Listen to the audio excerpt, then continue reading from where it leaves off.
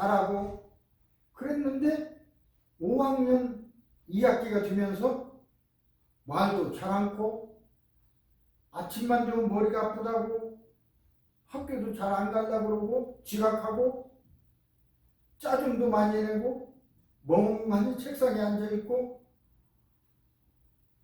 피아노 치기를 좋아했는데 그것도 안 치고 그냥 SNS 게임만 하고 그것을 보는 부모님, 나도 아들, 딸이, 내 딸이 그렇다면 얼마나 걱정되겠습니까?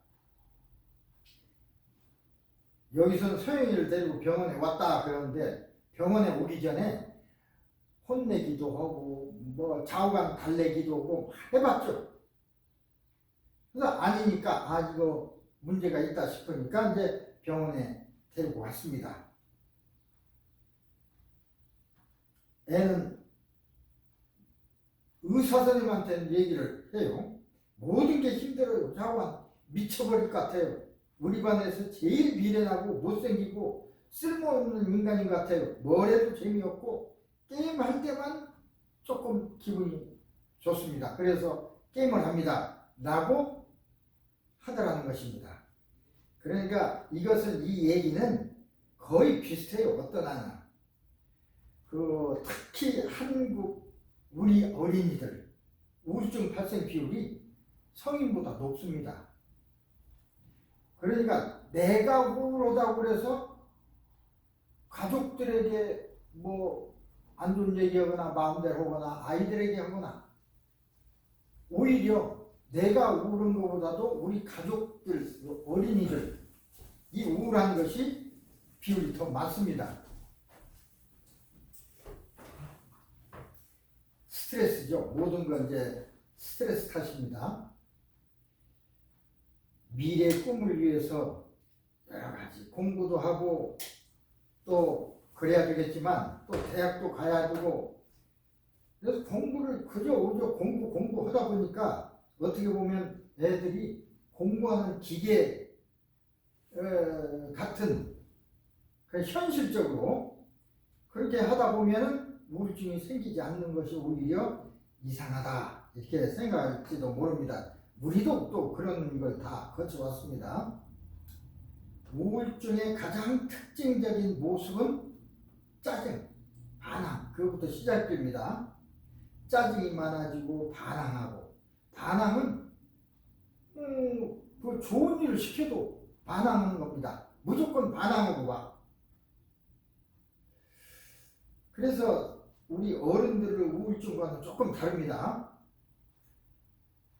우리 아이들은 슬프고 우울하다고 직접 얘기하지 않습니다. 슬픔을 쓰고 대신 짜증을 내요. 그리고 충동적인 성향을 보이게 되고 이렇게 무기력에 보내다 보면서 인터넷 스마트폰으로 SNS 게임을 하거나 뭐 그런 것들을 보면 조금 마음이 풀리니까 그렇지 않은 학생들도 거기에 집착하는데 뭐 거기에 집착하는 모습이 뭘 보이죠. 우울감을 어떻게 해결할 것이냐. 해결한다는 것이 쉽지 않죠. 가장 자기 스스로가 가장 쉽게 문제를 해결하고 현실을 도피하고 말초적인 성취감을 느끼게 하는 것이 인터넷 게임 이런 것이니까. 특히 우울증이 오는 시기는 사춘기와 겹칩니다. 그러니까 더 혼란스럽죠. 어느 날 갑자기 확연하게 달라진 자녀를 보고 일단 부모는 혼을 내죠. 나무라고 혼내고.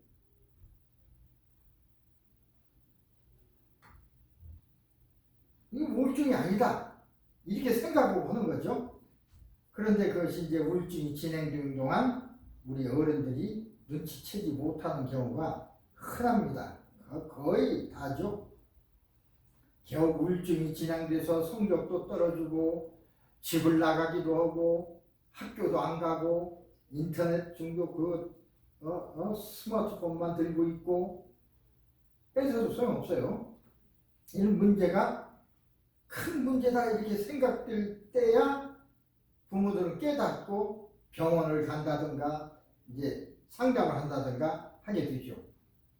그런데 이 정도가 되면 짜증이나 감정 조절이 어려워집니다. 아, 짜증 내지 마라. 그래서 안 낼 것 같으면 얼마나 좋겠습니까? 나도 그냥 짜증이 나는 거예요. 어른도 마찬가지 아닙니까? 그냥 짜증나. 짜증을 안 내려고 해도 그냥 나는 거예요, 그게. 그래서 여기에서 우리가 배우는 게 이럴 때 이렇게 짜증난다, 그 시기에 짜증내고 우울증이 있고 감정 조절이 잘 안 된다는 건 이론적으로 우리가 설명을 드리는 거고, 실제로 그런 일이 났을 때 우리가 어떨 거냐? 물론 여러 가지 지도도 해야 되죠. 그렇지만 그렇게 해도 안 될 때는 치료를 해야 됩니다. 지금 이 10번의 강의 동안에 그 원인 분석과 지도를 어떻게 할 것이냐인데 집중을 하고 얘기를 지금 드리고 있습니다. 그런데 모든 일이 그렇듯이 아무리 그렇게 하면 안 된다, 잘 타이르고 좋은 방향을 제시해 줘도 그렇게 해서 삐뚤어진 아이들이 올바로 될 것 같으면 그런 아이도 이제 있겠지만 될 것 같으면 얼마나 좋겠습니까? 아, 우리도 생각해보세요. 짜증날 때 왜 짜증나? 짜증 내지 마. 옆에서 그렇게 한다고 짜증 안 내집니까? 그냥 더 짜증나죠. 괜히 심상을 부리고 짜증내죠. 어른도 그러는데 애들도 마찬가지입니다. 감정 조절이 어려워지기 때문입니다. 그래서 아이들은 어른들에게 대들기도 하고 어른들도 싸우잖아요. 짜증내면 뭐 내가 짜증나는데 네가 도와준 거 있어? 하고 오히려 싸움을 하려고 하잖아요. 도와주려고 하는 얘기를 듣고도 일단 첫째, 그 신체적 상태도 좀 신체적 상태 때문에 그럴 수도 있어요. 식욕감퇴, 살이 너무 찌거나 이런 거. 살이 너무 쪄도 그것 때문에 그럴 수도 있으니까. 세 번째, 신체 증상을 호소합니다. 예, 여러 가지. 그 호소하는 걸 잘 들어야 돼요. 그냥 예를 들어서 감기에 걸리고 실제로 뭐 체하고 그래서 머리가 아프고 그런 두통이 아니고 그냥 골치 아파요. 우리 왜 풀리지 않는 어떤 일을 당하면 아유 골치야 그러죠? 실제 골치 아픈 두통. 어떤 사람은 배가 아파요. 실제로 체해서 배가 아픈 게 아니라 스트레스를 받으면 복통이 일어나는 사람이 있습니다. 못 견디게 막 뒹굴어 그럴 정도로. 어떤 사람이 현기증이 나서 쓰러져요. 그러잖아요. 우리 뭐 드라마 같은 거 보면 어떤 말 들으면 팍 쓰러지고 어지러워서 현기증이 난다든가. 현기증 어지러움이죠. 그런 거 복통 두통 이런 것의 증상을 호소합니다. 그게 두통 복통이기도 하지만 이거 바로 우울에서 오는 것입니다. 우울에서 오는 두통이죠. 우울에서 오는 복통이고 현기증이고. 그렇기 때문에 학업 및 일상생활에 심각한 장애를 가져오게 됩니다. 자, 어떨 때 우울증, 우울하다, 제가 우울하다고 하는 걸 느낄 수 있을까? 몇 가지 적어놨습니다. 화를 잘 내고 짜증이 많아질 때, 이건 얘가 우울하 있는 것입니다. 우리는 왜 화내고 왜 짜증내? 그러죠? 화하고 짜증만 생각하는데 우울하니까 우울한 것을 화와 짜증으로, 그러니까 결국 화를 내는 것입니다. 우리가 크게 봐서는 앵거 카운슬링, 이제 화의 조절을 어떻게 할 것이냐 그 얘기를 하는데 다 이게 짜증이 화 때문에 나는 것이고 다 화에서 근본되는 겁니다. 식사를 잘하지 않거나 밥도 안 먹고 밥맛도 없어져. 잠도 못 자. 왜 너 잠 못 자냐? 왜 안 먹냐? 그럴 게 아니라 왜 제가 밥을 안 먹는지, 왜 잠을 못 자는지 이걸 생각해야죠. 그러면 얘가 우울하구나. 뭐 때문에 우울하지? 그렇게 해서 이제 보살펴 줘야 돼요. 비행 친구들과 어울리거나 그러죠. 우울하고 화나고 짜증나고 하는 것을 해결할 방법을 비행 친구들과 어울려서 뭐 예를 들어서 뭐 일진 같은 그런 뭐 그런 못된 짓을 하거나 술 담배 먹던가 막 이런 걸로서 이제 풀어요. 그 순간은 기분이 괜찮으니까. SNS를 하거나 기분 변화가 심합니다. 금방 좋았다가 금방 화냈다가. 우울증의 특징입니다. 자기 비관적인 사고를 많이 합니다. 실제로는 잘생기고 그만하면 됐고 공부도 그만하면 되고 그랬는데 나는 공부도 꼴등이고 얼굴도 잘 빗고 청소년 때 얘기입니다. 제일 못생기고 그렇게 생각하는 거예요. 만사 피곤하고 아무것도 하기 싫고 에이 죽어버릴까 하는 그런 말을 그냥 말을 해버리거나 나 죽어버릴 거야 그런 소리도 간혹 하거든요. 그런 소리 하거나 간접적으로 또 그런 것을 표현하거나 이러면 지금 뭔가 때문에 우울한 상태에 있구나 그렇게 캐치를 깨달으셔야 됩니다. 그러면 이런 우울한 우리 아이들과는 어떤 대화를 어떻게 해야 될까? 아까처럼 너 왜 화내? 왜 잘못해? 이렇게 하는 것보다 첫째, 자아 정체감이 확립하는 청소년기, 그러니까 자아 정체감을 확립하는 시기이기 때문에 몸에서 분비되는 호르몬도 롤러코스터처럼 많이 나왔다 적게 나왔다 막 이렇습니다. 그러니까 감정 조절이 잘 안 되죠. 원래 그런 시대입니다. 그게 자랄 때 질풍노도 시기라고도 많이 우리가 표현하는데 그래서 청소년과 대화하기가 매우 힘듭니다. 문제 행동을 보이는 학생과도 대화하기가 아주 힘들죠. 3명 이상 모이면 저를 까르르 웃고 말도 많아지고 행동도 과감해지고 그러지만 혼자 떼놓으면 말도 않고 어떤 행동도 않고 이 그림을 보세요.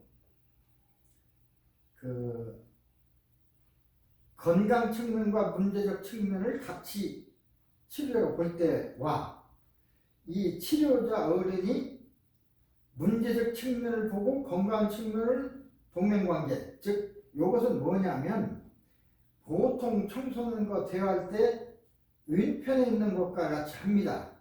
즉 도움을 주려는 사람은 건강한 측면과 문제적 측면을 양팔에 올려놓고 어떤 것이 문제냐 문제적 측면이 클 경우에는 바람직한 방향으로 개선시키는지를 고민합니다. 그래서 청소년에게 질문하고 의견을 제시하고 바람직한 방향으로 따라오지 못하는 경우에는 야단도 치고 그런데 이렇게 하다 보면 건강한 부분이 부서지기도 합니다. 그래서 건강한 부분에 대한 보호가 필요해요. 아무리 비행 청소년이나 폭력 학생이라고 하더라도 모든 면이 다 나쁜 것은 아니거든요. 모든 면이 삐뚤어지고 잘못된 것은 아닙니다. 가만히 살펴보면 심성이 착하든가 공부를 잘하든가 비행 청소년이라고 해서 공부 못하는 학생 아닙니다. 머리도 좋고 공부 잘하는 경우도 있어요. 머리 좋고 공부 잘한다고 해서 꼭 착하냐? 그렇지 않습니다. 아주 나쁜 짓 하는 학생도 있어요.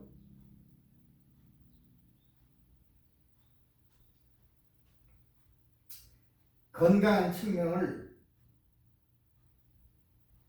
잘못 얘기해서 이러한 건강한 측면이 상처받지 않도록 해야 되겠다. 예를 들면 항암제는 암세포도 죽이지만 정상세포도 죽입니다. 그래서 우리가 암에 걸렸을 때 항암 치료를 하죠. 그 치료하면 낫는다고 그러지만 그게 아닙니다. 암세포도 죽이지만 정상세포도 거의 죽을 단계에 이르기 때문에 머리카락도 빠지고 온몸이 그냥 만신창이가 되는 거예요. 사실은. 우리 항암 치료 받는 사람 머리 다 빠지잖아요. 머리부터 대머리 되잖아요. 머리가 빠질 정도면, 머리카락이 하나도 없을 정도면 그거 암이 있으니까 우선 먹는 것이지 대단한 겁니다. 적군도 죽이지만 아군도 죽이는 거야 이게. 어쩔 수 없이 정상세포도 상처를 받게 되는 거라고 우리가 그렇게 하고 있지만 이 심리적 치유도 마찬가지입니다. 어쩔 수 없이 그렇게 될 수다 이러지만 그렇지 않습니다. 건강한 부분을 우리가 좀 보호해야 됩니다. 오른쪽 그림 보면 아까 그 문제 행동을 보면서 옆을 보면 건강한 측면, 그리고 문제 행동을 했을 때 야 너는 이런 점에서는 굉장히 공부도 잘하고 굉장히 잘하잖아. 그런 부분, 좋은 부분을 살펴보게 함으로써 자기 자신을 바라보게 하고 실제로 그 자리를 옮길 수가 있습니다. 이게 나쁜 쪽을 치료할 수가 있는 거죠. 건강한 나쁜 치료 부분을 지적하면서 건강한 부분을 잘 이렇게 해줘야 됩니다. 건강한 부분을 초대하고 나쁜 부분은 이제 치료하고 그래야 되죠. 건강한 면, 긍정적인 면을 스스로가 인정하게 되면 스스로 내 스스로를 지켜나가고 있는 부분이 건강한 부분이라는 걸 인식하게 되면 스스로를 보호할 수 있게 되는 것입니다. 그러니까 이게 좀 어려운 얘기지만 아까 얘기했듯이 아무리 조직폭력배 깡패짓을 하고 일진 역할에서 다른 사람을, 다른 학생을 괴롭히고 하는 학생들이라도 자세히 보면 머리가 우수해서 공부 잘하는 학생도 있고 그렇습니다.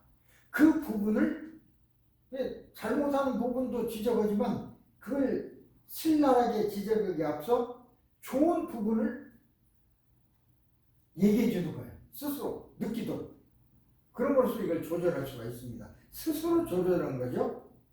그래서 당신 옆자리에 치료 파트너로 앉히자 그 소리는 좋은 부분을 얘기해 줄 수 있도록, 그러니까 지도자가 지도를 할 때, 치료할 때도 나쁜 부분만 얘기하지 말고 좋은 부분을 옆자리에 앉혀서 그 부분을 얘기하자. 자, 이쪽으로 와서 저쪽 문제들을 보자. 너 이런 좋잖아. 근데 넌 지금 저런 행동을 하고 있네? 이거 어떻게 해야 되지? 어떻게 하면 해결할 수 있지? 라고 문제를 이제 제기하면 스스로 치료할 수 있는 길을 열어준다 했습니다. 자, 그렇게 하다 보면 우울증이 깊다 보면 이제 자살을 생각하는 사람이 많습니다. 청소년 자살 굉장히 많습니다. 왜 청소년은 자살을 생각하고 또 시도할까? 특히 한국, 다른 나라도 마찬가지입니다. 젊은이들의 자살률이 굉장히 증가하고 있습니다. 한국의 경우는 10만 명당 31명. 특히 한국은 굉장히 이제 아주 황폐된 나라에서 50년 사이에 세계 경제 10대 경제국으로 되고 잘 살고 실제로 잘 삽니다. 화려하게 건물도 좋은 건물에서 옛날에 30년 전에 이 건물은 굉장히 한국 사람들에게 좋고 그렇게 살고 싶은 건물이었지만 오늘날에는 한국 주거가 더 좋습니다. 그렇게 잘 살고 있는데도 불구하고 어른 자살률뿐만 아니라 청소년 자살률이 제일 높습니다. 세계에서. OECD 국가 중 1위. 이게 이제 어떻게 보면 아이러니한데요. 못 사는 국가는 자살률이 적어져. 잘 사는데 자살률은 많아. 그렇다는 것은 어떻게 보면 부편중 막 이런 것 때문이겠죠. 그러나 그걸 금방 어떻게 해결할 수는 없습니다. 어쨌든 그래요. 위험수의 이런 청소년 자살률 쭉 거기 나와 있습니다. 그래서 청소년 자살률은 매우 높다. 이걸 우리가 어떻게 해야 될 것이냐. 감정을 지배하는 그 전두엽이 이제 20세를 지나야 발달이 끝나는데, 예를 들어 사춘기는 전두엽이 왕성하게 발달되는 시기지만 전체 전두엽이 제 역할을 수행하기에는 아주 미숙한 것입니다. 그러니까 그걸 제어하거나 감정을 제어하거나 조절할 능력이 아직 발달되지 않았어요. 스트레스 받고 그러다 보면 그 스트레스를, 과중한 스트레스를 감당할 수가 없습니다. 자, 그러면 무엇이 미래의 주변 청소년들을 자살로 내몰고 있는가? 첫째, 우울증. 아까 얘기한 우울증입니다.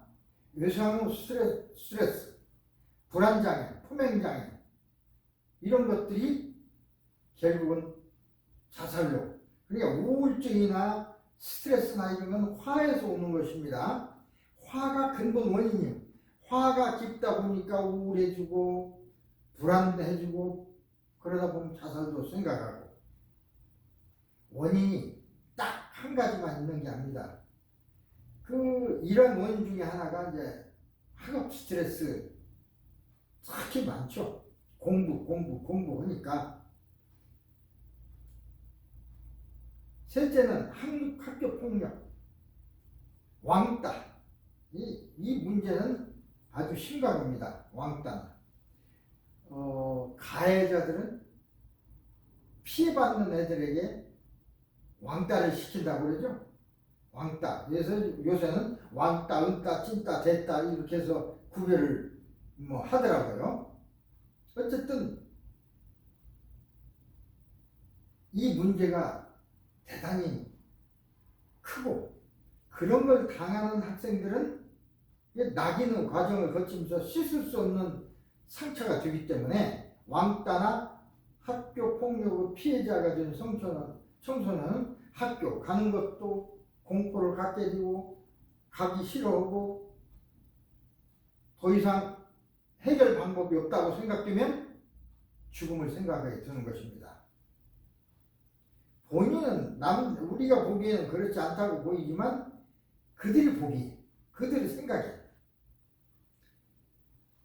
건강한 성인들과 접촉하는 것이 좋은데 그것이 이제 쉽지 않죠. 그럼에도 불구하고 희망은 있습니다. 그러니까 자살하는 사람에게 손을 내밀어주면 위기를 넘길 수가 있습니다. 작은 관심이 그를 구할 수가 있습니다. 우리 왜 자살하려고 큰 다리 위에 서서 떨어지려고 하는 사람 가서 붙잡지 않고 얘기로 설득해서 내가 한번 들어줘서 네 말 한번 들어볼 수 없을까? 그렇게 해가지고 스스로 또 내려오면 그런 것들도 우리가 여러 가지 사례로 많이 보는데, 어쨌든 충동적인 측면이 강하기 때문에 주변에서 작은 관심이라도 보이면 예방이 가능합니다. 그러니까 어떤 그런 문제에 떨어졌을 때 내가 좀 도와줄까? 어떻게 하면 너 좀 마음이 편해지겠니? 어떻게 해줄까? 라든가 하는 관심을 보여주는 사람이 있으면 절대로 자살까지 가지는 않죠. 여기에 그래서 부모님과 선생님께 드리는 말씀을 마지막에 제가 써놨습니다. 이건 제가 읽겠습니다. 정서적으로 불안정하며 스트레스에 대한 대응 능력이 충분히 발달되지 않고 인지적으로도 미숙한 청소년들을 바라보면 마치 의주를 타고 있는 듯 아슬아슬하게 느껴질 때가 많이 있습니다. 청소년기는 감정에 휩쓸리기 쉬운 시기인 만큼 주변의 관심과 돌봄이 필요합니다. 특히 아이들에게는 큰 영향력을 미치는 보호자의 관심, 제일 영향을 미치죠. 보호자의 관심이 제일 큽니다. 아이들이 위험하거나 극단적인 선택을 막을 수 있는 가장 좋은 보호막입니다. 결국은 보호자, 부모님이 어떻게 하느냐. 자, 이럴 땐 세심하게 관찰해 주세요. 청소년들의 건강한 정서적인 발달을 방해하고 정서에 영향을 미쳐 극단적인 선택을 하게 만들 수 있는 요소를 위험 요인이라고 합니다. 이런 위험 요인이 있는 청소년들은 다른 청소년에 비해서 좀 세심하게 관찰하고 관심을 가져줘야 됩니다. 자, 위험 요인들 이런 것이 있으면 위험 요인입니다. 우울증, 아까 얘기한 거 같습니다. 외상 스트레스 장애, 정신분열, 불안증 있으면 이게 이 위험 요인이에요. 자살할 가능성이 있다 그 소리입니다. 심한 학교 폭력을 당하고 있는 청소년, 그러죠? 이게 청소년들 보면 약한 동물 세계나 어떻게 보면 같습니다. 약한 사람을 약한 것을 계속 어떤 스트레스고 자극을 줘서 그러니까 한 사람이 때리면 다른 사람이 때려. 그러니 그 학생은 어떻게 했습니까? 가족 지지 체계가 안전하지 않을 경우 이혼했다든가 별거했다든가 가정폭력이 있다든가 이럴 경우에도 처녀들은 그럴 수 있습니다. 그죠? 가정 환경이 대단히 중요한 거죠. 최근에 부모나 형제, 가까운 친구가 돌아가셨거나 죽었을 때 슬퍼서 같이 동반으로 이제 죽는 경우도 있죠.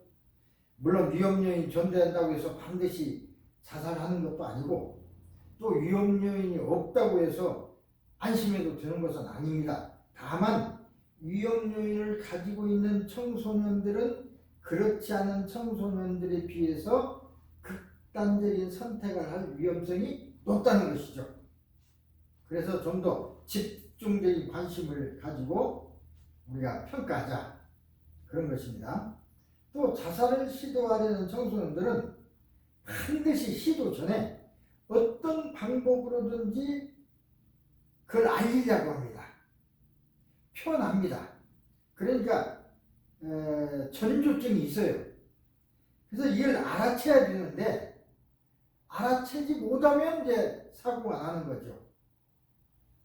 다독거리고 알아채면 따뜻한 관심을 가지고 그러면 그걸 이제 예방할 수 있는데 예를 들면 평소 잘 하지 않던 주변 정리를 해.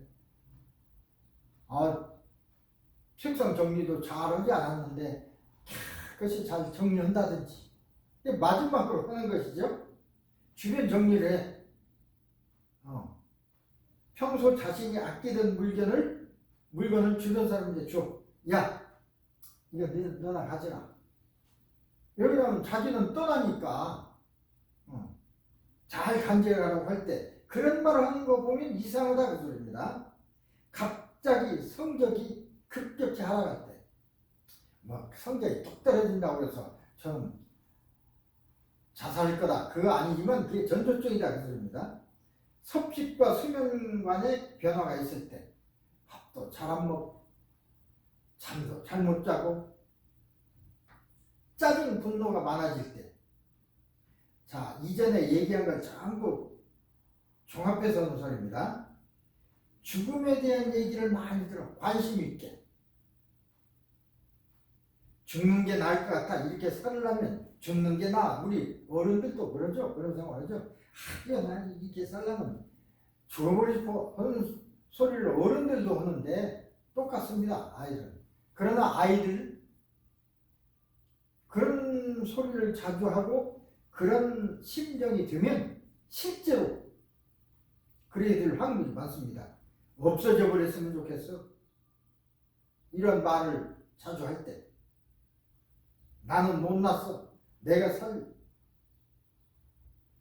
죽음에 대해서 긍정적으로 말하거나 이상적으로 표현할 때 죽으면 말이에요. 오히려 사는 것보다 죽는 것이 더 좋다고 표현하는 거죠. 무모하고 위험한 일에 가담해서 사고가 발생했을 때 너무 큰 사고를 내면 그것 때문에 죽는 수가 있어요. 약이나 칼 등을 찾을 때 이런 위험률을 가지고 있는 청소년에게 이런 변화가 생기면 위험하다고 생각되는데 이런 변화까지 있으면 좀 더 우리가 체계적으로 효과적으로 개입해야 된다. 지도해야 된다. 그런 겁니다.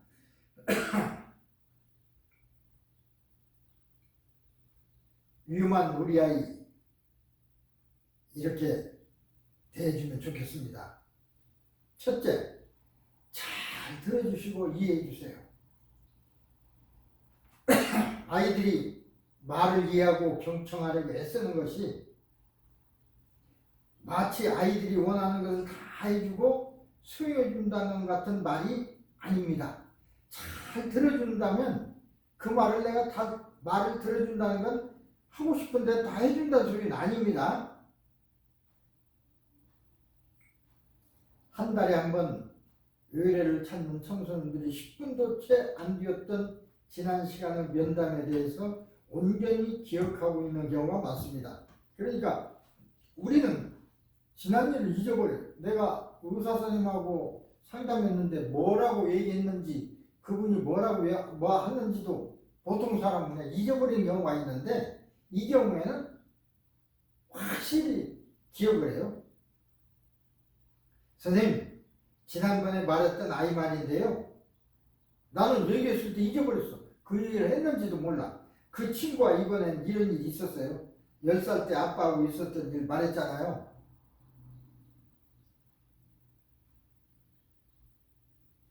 내가 한 얘기를 그대로, 그러니까 그만큼 걔들에게는 부모님은 상담실로 아이를 들여보내는 많은 대화가 오고 가고 또 아이들이 가르침마다 뭔가 변화가 시작되기를 기대합니다. 아, 상담했으니까 이제 좋아지겠지 기대하지만 그러나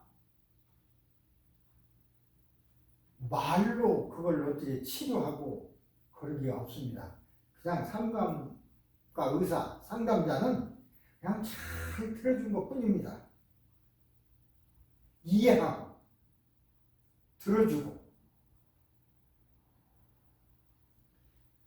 100%는 아닌데 충분히 나를 이해한다, 교감하고 있다는 그 아이들이 그렇게 느꼈을 적에 그 상담자, 의사, 그 선생님에게는 친밀감이 이제 높아지죠. 그리고 그와 대화 같은 것이 각인되고 깊숙하게 이분이 나를 위해서 이렇게 힘써 주시는구나, 나와 참 생각이 같구나, 나를 이해해 주시는구나. 그런 순간 닫혀있던 마음의 빗장이 풀리는 것입니다. 그 사람이 다 얘기해. 다 얘기 나는데 어떤 친구하고는 다 얘기하죠. 그게 이제 상담자가 친구가 될 수도 있습니다. 엄마가 될 수도 있고 선생님이 될 수도 있고.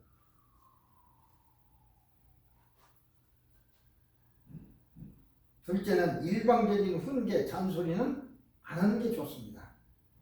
아니 이게 그 꼴이 뭐냐, 청소 좀 해라, 수학 점수가 이게 뭐냐, 이게 예를 들어 그런 것, 훈계, 청소는 특히 그런 거 싫어합니다.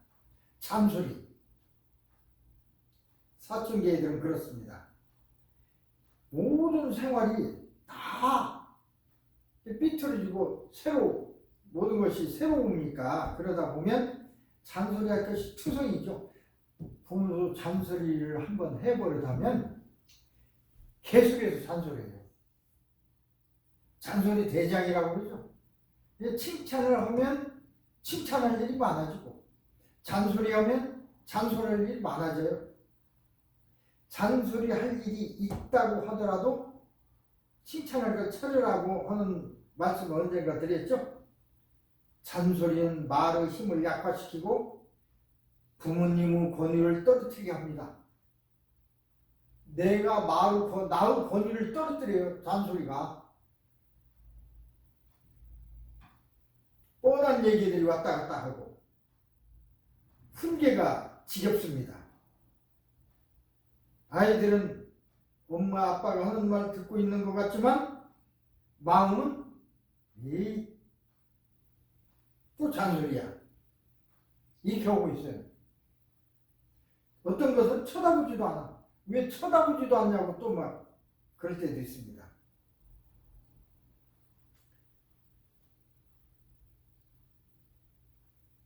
그렇게 하다가 야, 내 왜 이렇게 잔소리를 하고 있지? 라는 걸 느낄 수도 있어요. 내가 잔소리하고 있네. 그러면 딱 중단해야죠. 말을 하기에 앞서서 말하는 것이 과연 내 아이들에게 영향이 있을까 없을까? 내가 짜증이 나서 화풀이를 하는 것이 아닌가? 잠시 생각한 후에 말을 해야 됩니다. 하면 할수록 힘을 잃게 되는 것이 잔소리입니다. 잔소리는 안 하는 거죠. 안 해야 됩니다. 셋째, 아이들의 부족한 전두엽이 전두엽 발달이 아직 안 됐다고 그랬습니다. 그 부족한 부분이 되어줘야죠. 전두엽은 우리 행동을 좌지우지하는 매우 사령탑이라고 했습니다. 대부분의 뇌영역이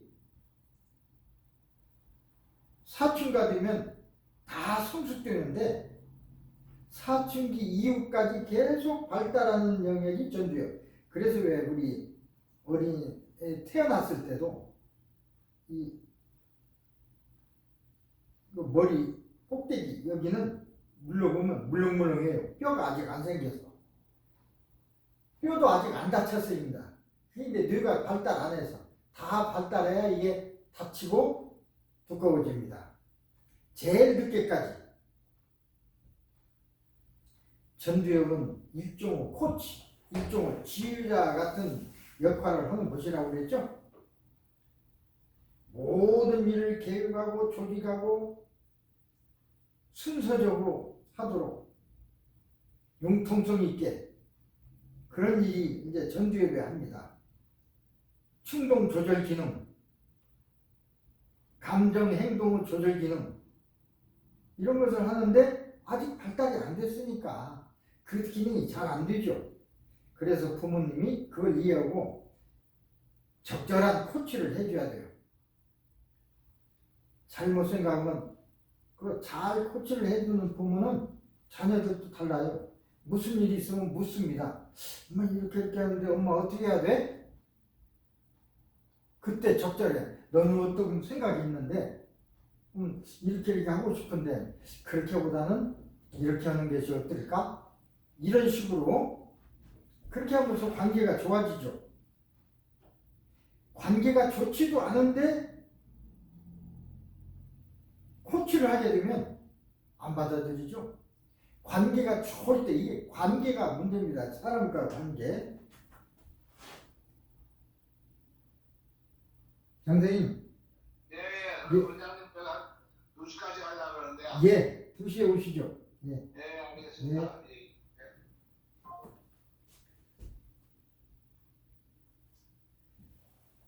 관계가 그러니까 치료자, 그 상담자와 관계도 좋아야 상담자에게 얘기를 하는 거고 부모와 관계가 좋아야 부모에게 비밀까지 다 얘기하는 거예요. 비밀이라고 하는 것이죠. 비밀이라는 건 자기 문제점. 그 다음에 상담자 부모는 아이를 있는 그대로 파악하고 잘 이해하고 있어야 합니다. 세상에 하나밖에 없는 우리 아이. 그런데 그 마음을 들여다볼 수는 없죠. 다른 부모나 똑같습니다. 다른 사람이 내 아이를 보는 것이나 내가 내 아이를 보는 것이나 똑같아요. 마음을 어떻게, 속마음을 어떻게 봅니까? 부모라 해도 그래서 내 마음, 내 아이의 마음을 이해하기가 쉽지 않습니다. 그래서 잘 그 마음을 이해하기 위해서는 우리 아이의 환경과 상황을 잘 이해해야 되죠. 아, 이때는 이렇구나. 많은 시중에는 이런 서적들도 많습니다. 그래서 이런 아이와 관계를 좋게 하기 위해서 강의도 듣고 또 책을 사서 읽어보기도 하고 그런 부모들도 상당히 많이 있어요. 세상 모든 청소년들은 다 다릅니다. 아무리 좋은 방법이라 하더라도 강의를 들어서 책을 읽었더니 이런 방법이 제일 좋더라고 했어도 내 아이에게 그 방법이 맞느냐 안 맞느냐는 것은 또 다른 문제입니다. 맞을 수도 있고 안 맞을 수도 있고. 이 세상에 100% 올바른 정답은 없습니다. 이런 아이를 둔 부모님들이 병원에 와서 종종 얘기하는 말이 나는 책도 많이 읽고 강의도 많이 들어요. 얘를 위해서. 그런데 그대로 강의하는 대로 책 본 대로 제대로 안 됩니다. 당연하죠. 세상에 우리 아이는 단 하나입니다. 일반적인 양육서, 일반적인 강의는 우리 아이에 대해서 얘기하는 게 아닙니다. 그냥 지금 제가 한 강의처럼 전체 중에 어떤 이런 아이도 있다고는 예를 들어서 좀 할 뿐이지 우리 아이에게 딱 맞는 그런 어떤 문제 분석, 문제 해결 방법은 없는 것입니다. 그래도 아이가 힘들어하면 망설이지 말고 전문가 도움을 받아야 됩니다. 그래도 전문가가 낫죠. 아이들 전문으로 상담하는 전문가가 아무리 아이와 관계가 좋아졌다 하더라도 때때로 우울하고 때때로 혼자 있으려고 밥도 잘 안 먹고 짜증도 내고 그럽니다. 하나도 안 나는 나이는 없습니다. 그때마다 나름대로 어려움을 겪는데 겨우 친해졌는데 아빠 미워 엄마 미워 제자리에 돌아온 것 같아요. 그러나 그렇다는 것입니다. 모든 문제가 한 가지로 한 걸음 가서 다 해결되는 것은 아닙니다. 아이 엄마로서 혹은 아빠로서 어떻게 해서든지 도와주고 싶은데 마음대로 되지 않는다면 전문가 도움을 받을 필요가 있습니다. 전문가는 이럴 때 이용하라고 있는 존재입니다. 자, 전문가도 있지만 그 아이에게 가장 맞는 사람은 첫째, 고민 상담을 일 수 있는 친구입니다. 친구끼리는 다 얘기하는 건 아니죠. 어떤 친구에게는 다 얘기해. 그 친구가 어떤 친구가 있냐는 게 중요합니다. 그 친구 고민을 같이 들어주고 그것에 대해서 같이 해결방을 얘기하고 하는 그 친구, 그런 친구가 있어야 됩니다. 그런 친구가 없을 경우에 극단적인 그런 상황에 놓일 수가 있는 것입니다. 특히 청소년기 친구가 중요합니다. 여러 가지 소속감이나 이런 것 때문에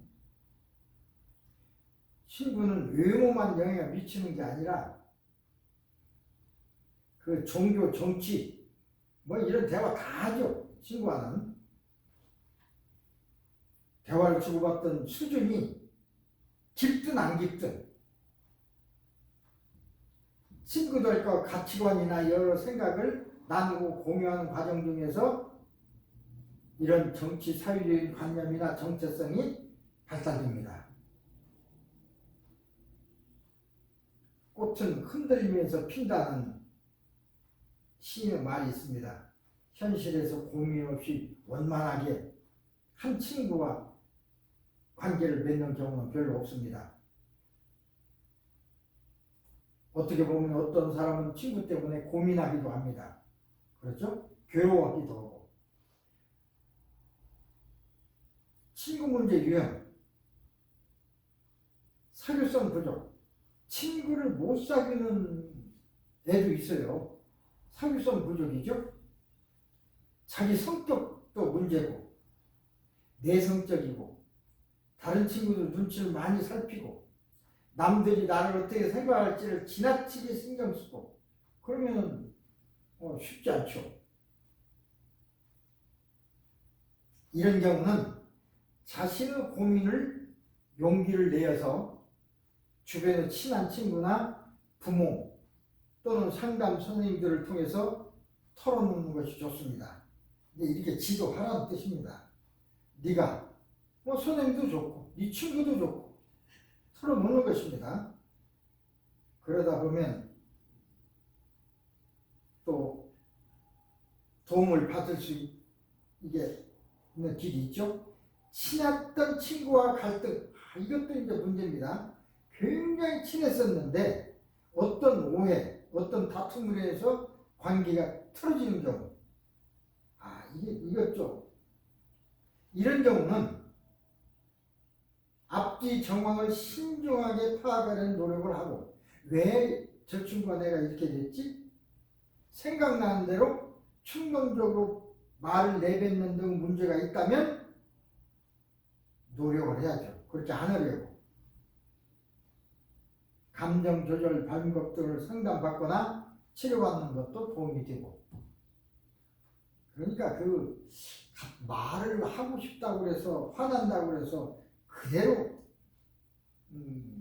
해버리면 그런 버릇은 좋지 않죠. 한 번 더 생각해서 나는 이 말을 하고 싶지만 저 친구가 들었을 때 어떻게 생각할 것인가를 생각을 해야 됩니다.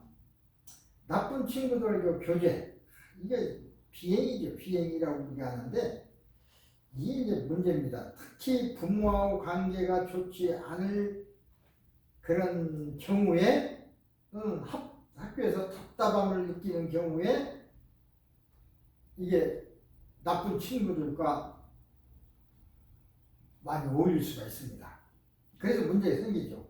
이럴 때는 믿을 수 있는 어른에게 신속하게 도움을 청하고, 관계가 안 좋았던 부모나 어른들과 관계를 회복하고 정서적인 안정감을 되찾는 것이 급선무다고 하는, 그렇게 지도를 해주자.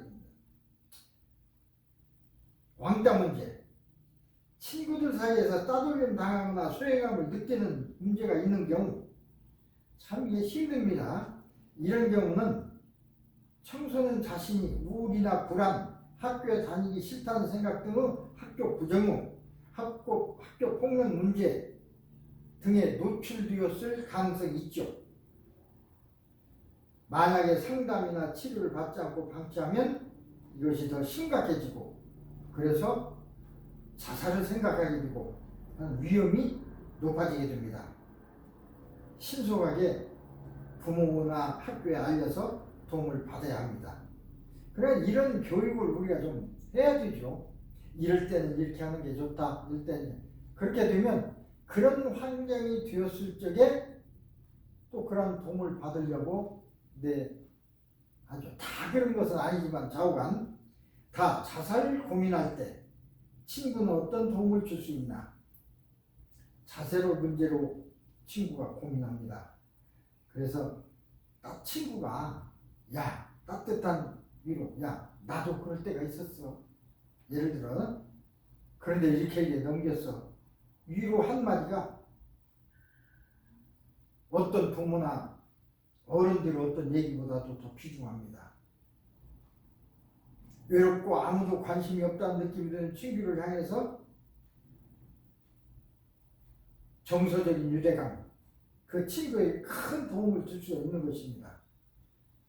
고민 있는 친구가 있을 때 따뜻한 말 한마디 건네는 것만으로도 큰 위로가. 이게 좋은 친구가 돼주는 것도, 그러니까 도움을 받으려고만 하는 게 아니라 나에게 그런 친구가 있다면 내가 또 그렇게 해줘요. 그렇게 함으로써 나의 위로도 받을 수가 있는 것입니다. 부모나 선생님은 친구 문제로 고민하는 것이 별거 아니라고 여길 수도 있겠지만 어떻게 보면 청소년기에는 아주 중요한 것이 대인관계입니다. 친구. 그때 친구가 일생을 가는 거 아닙니까? 그래서 상담이나 치료를 받는 걸 창피하게 여기거나 심각하게 여기면 도움을 받아야 돼요. 여기지 말고. 자살 고민한 친구에게 어떻게 대해줄까요? 친구 말을 경청하는 자세로, 그러니까 정상적인 아이들에게도 이런 교육을 시켜야 돼요. 자기 친구가 자살을 고민한다 그러면 그랬구나, 참 많이 힘들었겠다, 나라도 너처럼 참 그런 경우 더 이겨내지 못했을 거예요. 너는 그거 참 그래도 다행이다, 참 굉장하다, 우리 잘 이겨나가자, 이렇게 이야기함으로써 위기에 있는 친구를 도울 수가 있습니다. 도움을 받을 수가 있고. 자살을 생각하는 청소년들은 구체적인 조언을 원한다기보다는 내 마음을 이해해주고 공감해주고 그런 것을 원합니다. 결국은 외롭고 얘기할 수 없고 왕따 당하고 그러니까 그런 생각을 하니까 마음을 잘 헤아려 주는 것 중요하죠. 문제의 심각성을 간과하지 않는다. 그러니까 나 자살하고 싶었는데 뭔 그런 자살 그냥 아무렇게나 생각하면 안 된다고 소리입니다. 그 친구는 그 말을 할 적에는 내가 듣기에 농담같이 들려도 그 말을 꺼낸 친구 입장에서는 생사가 달려있는 거죠. 진짜 그렇게 될지도 몰라.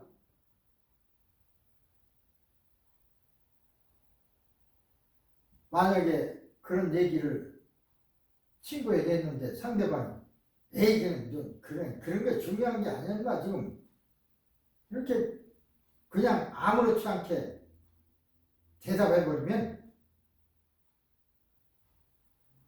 답답하죠. 정신적 위기에 처한 친구 입장에서는 진지하게 고통에 대해서 들어주는 자세. 그러니까 말을 잘 들어주는 것만으로도 그게 이제 치료인 것입니다. 그 다음에 긍정적인 측면을 강조합니다. 아까도 그런 얘기를 했는데 자살과 같은 극단적인 생각을 하는 경우들은 우울하고 화나고 부정적인 생각을 갖고 있죠. 단점만, 장점보다는 자기의 단점밖에 몰라. 나는 이렇게 해서 못났고 그래서 난 죽어야 해. 근데 옆에 있는 친구가 다른 사람이 봤을 때는 물론 그런 점도 있지만 좋은 점도 있잖아요. 야, 너는 누구보다도 축구 잘하잖아. 네가 우리 반에서 축구는 제일 잘하잖아. 라든가, 야, 네가 농담 참 이야기를 잘해서 너하고 얘기할 때 친구들이 얼마나 좋아하는데 이렇게 네가 왜 못났어? 너 축구도 잘하고 말도 잘하고 다른 사람도 잘 웃기고 잘하잖아. 쪼그라들어 있는 자존감을 키워주는 것입니다. 그럼 죽을 사람도 살리는 거죠. 말 한마디가 사람을 죽이게 할 수도 있고 살게 할 수도 있습니다. 여기선 사람을 살리는 말. 자, 이제 자살을 생각하는 청소년에게 우리가 해줄 수 있는 건 뭐가 있을까? 인생에서 의미를 발견한 사람은 어떤 힘들도 이겨낼 수 있다. 이게 빅터 프랭클. 그런데 이런 어려운 말이 뭐가 필요 있겠습니까? 빅터 프랭클은 독일 나치 수용소에 수감되어서 부모와 부인을 비롯한 수많은 유태인이 아무런 잘못 없이 다 죽어나갔습니다. 600만 명이 죽었잖아요. 고문과 학대, 지옥 같은 수용소 생활을 이겨내고 산 사람이 빅터 프랭클입니다. 그 중에서 살아난 사람이야. 당시 많은 유태인들이 끔찍한 수용소 생활을 견디다 못해서 자살하고 실제로 죽고, 그래서 그는 절망하고 시리에 빠지기보다는 오히려 죽음을 생각한 동료들에게 희망을 주고 희망과 용기 속에서 삶을 영위해 나갈 수 있게 도왔습니다. 그러니까 어떻게 보면 그걸로 자기 위안을 삼았는지 몰라요. 어쨌든 살아났습니다. 죽음의 수용소라는 책을 써냈죠. 상상해보세요. 이와 벼룩이 득식을 그리는, 요새 이 벼룩 모르는 사람 많습니다. 근데 수십 년 전만 해도 이와 빈대 벼룩이 우리를 괴롭히는, 어떻게 보면 바퀴벌레? 이건 아무것도 아닙니다. 실제로 사람 피를 빨아먹으니까 사람들이 이제 깨끗하지 않고 그렇게 자게 되면 이 빈대 벼룩이 막 많이 번식하죠. 씻지도 않으니까 냄새나고 낙취나는, 냄새나는 몸과 맞부딪히면 그냥 한 구석에, 요만한 구석에 수백 명, 100명 이렇게 몰아넣으니까 하루 종일 따개를 파괴하고 중노동을 시키고, 멀건 국물이나 빵 한 조각에 멀건 국물나 주고 그것 먹고 죽을 수 없어서 버티는 거예요.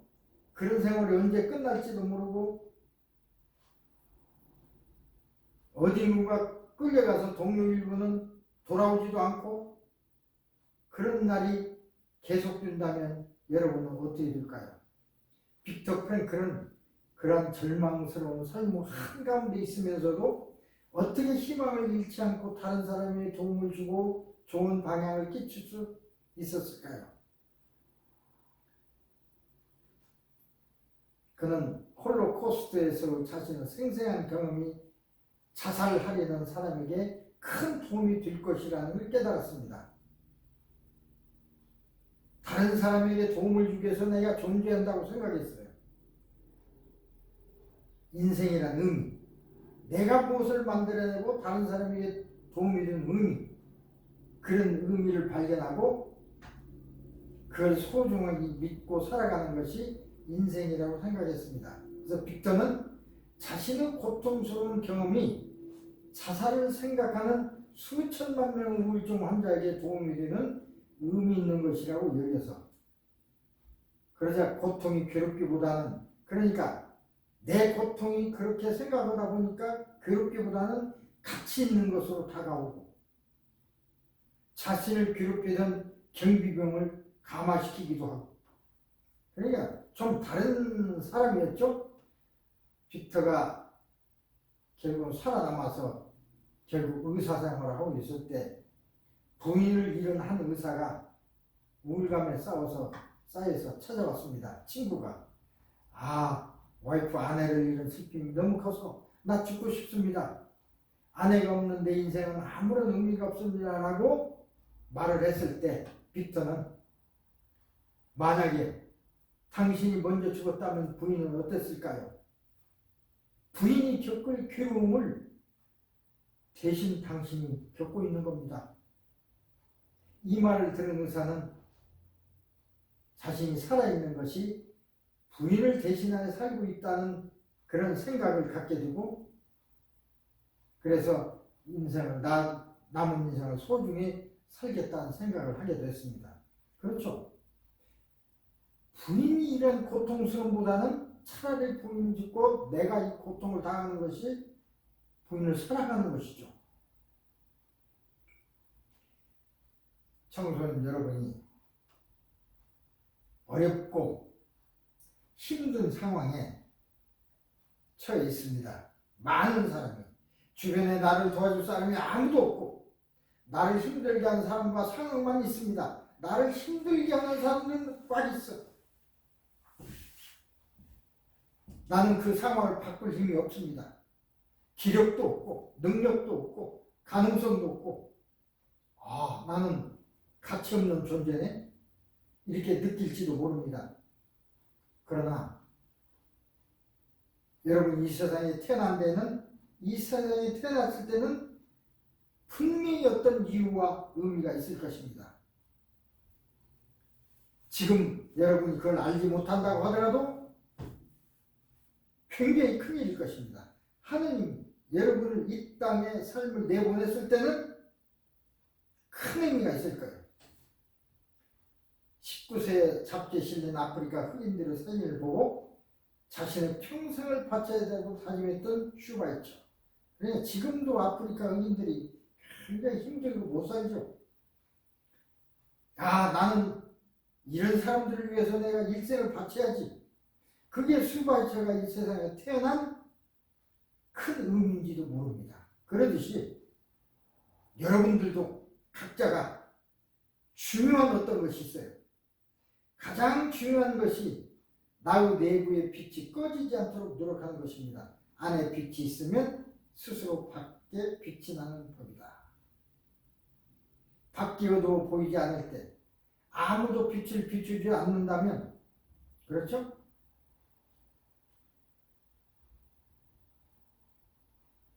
그래서 만일 다른 사람이 나의 도움을 청하거나 내가 괴로울 때는 다른 사람에게 도움을 청해야 됩니다.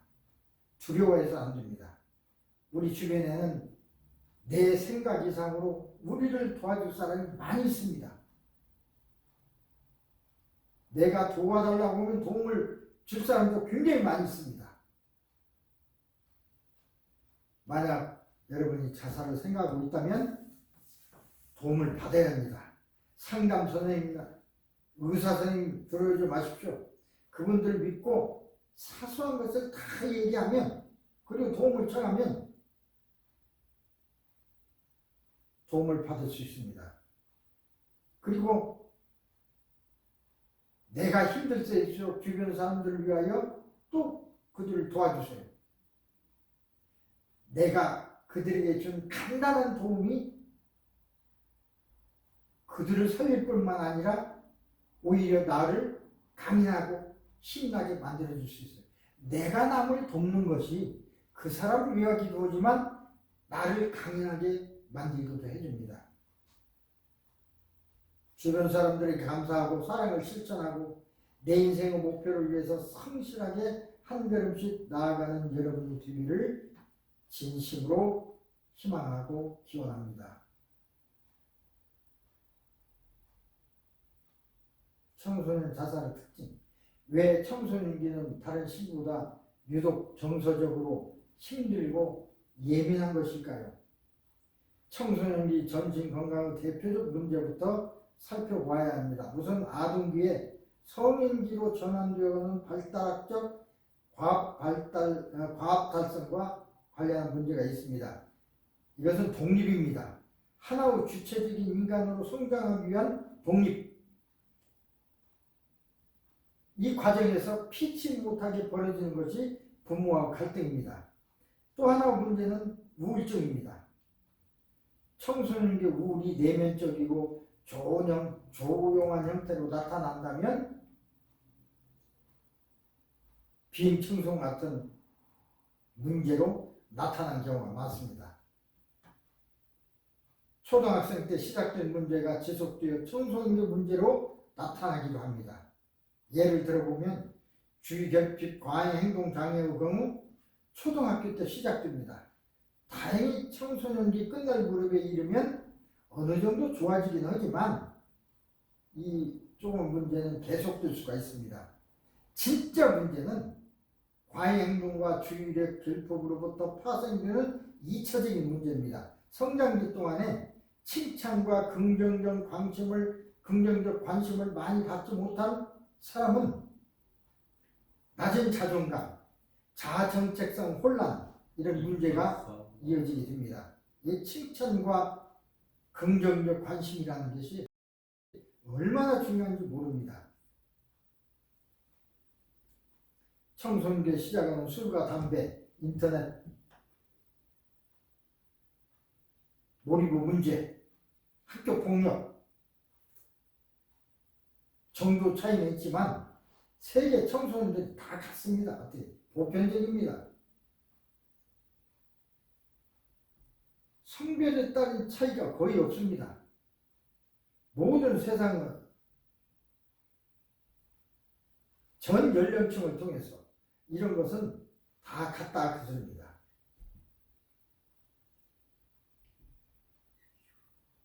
그런데 사실 청소년 자살 사건은 다른 세대 자살 사건보다 더 충격적입니다. 미디어도 그런 관점에서 이제 다루기도 하는데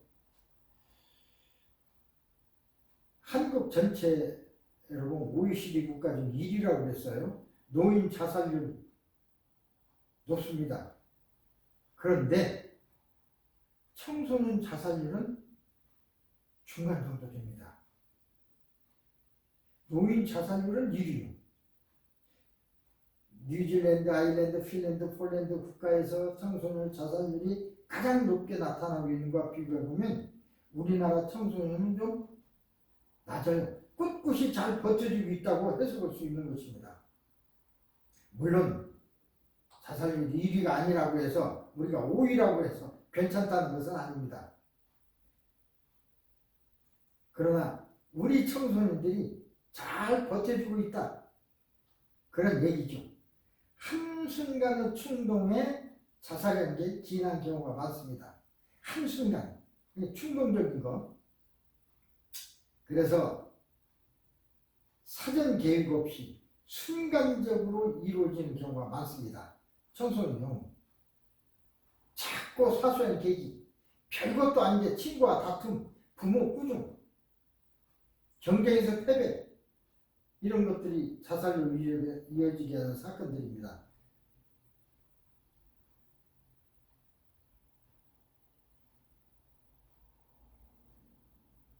자, 예방이 중요합니다. 청소년 자살과 자살 시도는 우울, 불안 및 분노, 적대감 등과 연관성이 있는 것으로 나타났습니다. 청소년들은 미성숙하기 때문에 이런 부정적 감정을 적절히 다스리지 못하고 파괴적 행동으로 나타내는데, 파괴적 행동이 자신을 향할 때 그게 이제 자살 시도로 되는 것입니다. 파괴적 행동이 남에게 하면 이제 비행이 되고 괴롭힘이 되지만 자기를 향하는 것입니다. 그게 자살입니다. 청소년 50% 정도가 한 번쯤은 죽고 싶다고 생각해 본 적이 있다고 이야기하고 있습니다. 그리고 실제로 한 10%는 자살하려고 했고, 대학생 보면 73%가 대학 진학 이전에 죽고 싶었다는 그런 반응을 할 정도로 그걸 볼 적에 청소년부터 초기 성인까지 일어난 젊은 시기에 위기의 싹을 키우는 것이라고 추측할 수가 있습니다. 그때가 제일 위험한 것입니다. 육체의 병이 심해지기 전에 조기 예방이 중요한 것처럼 자살도 마찬가지로 성인이 되기 전 청소년 시기에, 그때가 가장 어려우니까 그 싹이 트지 않도록 하는 것이 중요합니다. 충동적 성향이 강한 청소년의 특성상 한 번의 위기상을 넘기는 것이 만족해서 안 됩니다. 한 번 넘겨서 또 있을 수 있죠. 아직 온전한 자기가 완성되지 않았기 때문에 성인에 이를 때까지 지속적으로 관심과 지원이 필요합니다. 치료도 필요합니다. 청소년 자살 시도자의 7~8%만이 병원을 방문했다는 점을 미뤄볼 때 좀 더 적극적인 형태의 치료를 받을 수 있도록 권하는 것이 굉장히 중요합니다.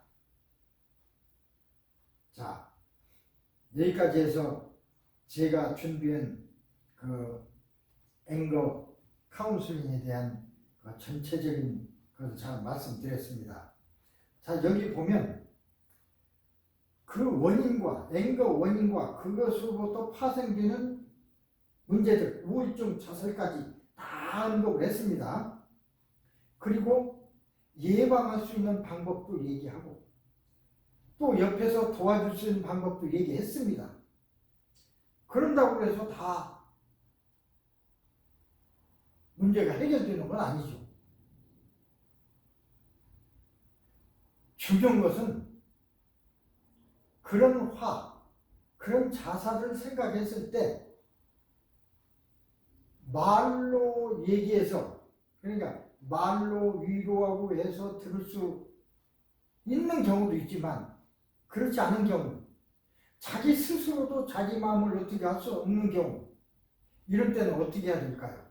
그런 사람에 대한 얘기는 지금 아직 빠져 있습니다. 이렇게 해서 하면 된다. 안 될 경우 얘기.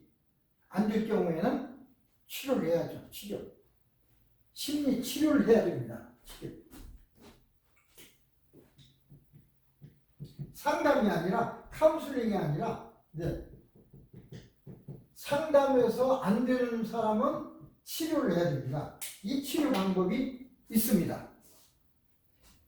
지금 처음에 제가 말씀드릴 적에 환자의 80%는 마음병을 가지고 있다고 했습니다. 10% 정도인지도 모르겠습니다. 20% 못 되는 그런 100명 중 20명, 10명 중 한두 명만이 몸이 아픈 거예요. 그 몸이 아픈 것을 치료하기 위해서 수많은 의사들, 한의사들, 그 사람들이 달라들어서 치료하고 있습니다. 나머지 8명, 80%는 그 사람들이 치료 못해요. 물론 상담가가 있습니다. 심리 상담가가 있지만 우리가 지금까지 얘기했듯이 상담으로 치료될 수 있는 것도 있고 그렇지 않은 부분이 더 많습니다. 지금 상담으로 치료할 수 있는 부분만 말씀드렸습니다. 100% 되는 게 아닙니다. 그럼 치료를 받아야 됩니다. 물론 치료도 한다고 해서 100% 되는 게 아니지만 그렇게 해서 안 되는 사람들은 정말로 이제 심리 치료를 해야 됩니다. 심리 치료. 심리 치료 방법은 우리의 잠재의식 속에 한 번 기억된 것은 내가 어떻게 할 수가 없습니다.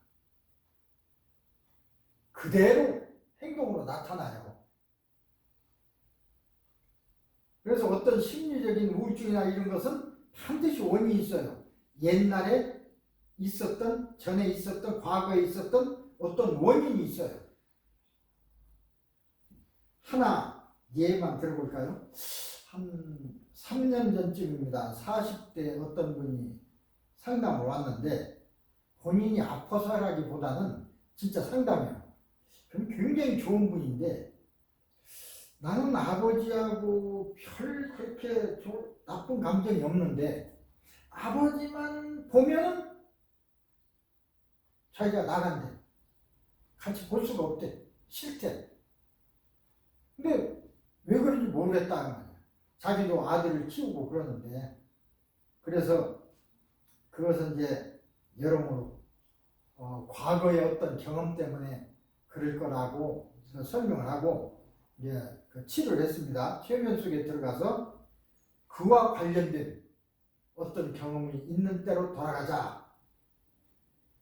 그랬더니 그분은 이제 이해입니다. 어렸을 때 아버지가 굉장히 이제 누구나 욕심 많죠. 나도 욕심 많았습니다. 애들 공부 잘하게 사는 것을 이제 원하니까 좀 점수를 낮게 맞아오고 등수가 낮으면 종아리를 때리고.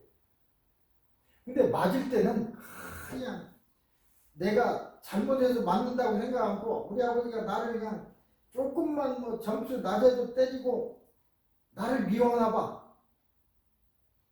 그러니까 저렇게 자꾸 때리지. 아버지 싫어. 이렇게 이제 기억이 딱 어렸을 때 기억이 돼 있어요. 그런 얘기를 하고 그래서 암시를 어떻게 했냐면 이해합니다. 그런데 그게 다시 한번 생각해 봅시다. 그 아버지가 선생님을 미워서 때린 게 아니고 다른 아이들보다 더 점수가 높았으면 공부를 잘했으면 더 잘했으면 하는 욕심, 그게 사랑입니다. 자식을 사랑하는 마음으로 내 자식이 더 잘 돼야지 하는 마음으로 한 것이지 아들을 미워서 아버지가 종아리를 때리고 혼내고 그런 것이 아닙니다. 내 자식이 더 잘 됐으면 하는 사랑하는 마음으로 당신도 결혼해서 아들, 딸 뒀으니까 자식이 잘 되는 걸 원하지 않습니까? 이해가 갑니까? 그때 이해합니다. 이해합니다 하는 순간 옛날에 그 옛날 기억은요 안 바꿔줘요. 우리 잠재의식에서 아버지가 미워, 아버지는 나를 싫어하나 봐 라는 그 기억이 40대 와서 그게 나를 미워서 그런 게 아니고 내가 잘 되라고 나를 사랑하기 때문에 아버지가 그러셨구나 라고 생각하니까 바뀌어요. 아버지는 나를 사랑하기 때문에 이런 거다고. 그래서 기억을 바꿔버리면 그런 상황이 없어지죠. 그래서 기억을 바꾸는, 그러니까 최면 치료, 이 심리 치료는 나쁜 기억을 바꾸기도 하고 새로운 경험을 넣어주기도 하고, 지식이 없을 때는 나쁜 경험을 바꿀 수 없으면 지워버릴 수도 있고, 그러니까 세 가지 방법을 합니다. 나쁜 어떤 기억을 지워버리거나 좋은 기억으로 바꾸거나 아니면 새로운 어떤